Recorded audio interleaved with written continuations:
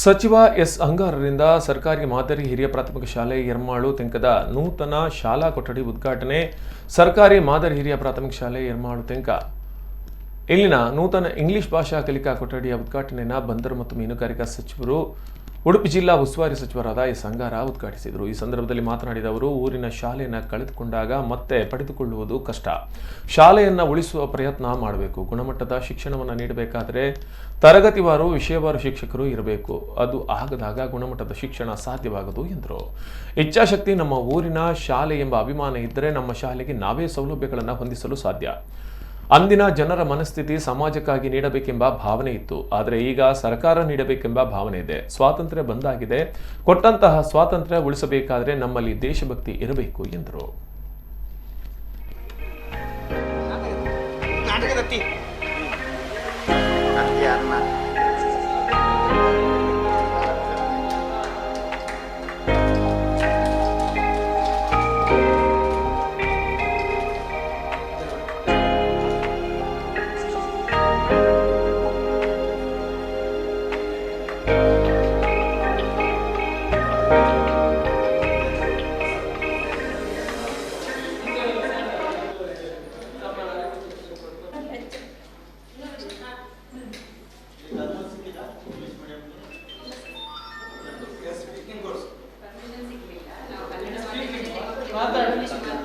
ಸರ್ಕಾರ ಶ್ರೀಯುತ ಲಾಲಾ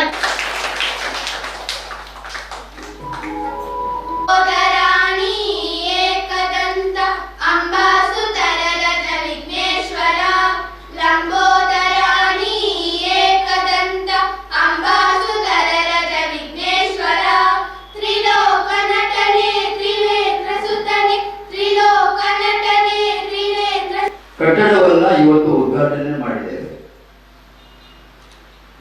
1905ರಲ್ಲಿ ಪ್ರಾರಂಭಗೊಂಡಿರತಕ್ಕಂಥ ಶಾಲೆ ಸುಮಾರು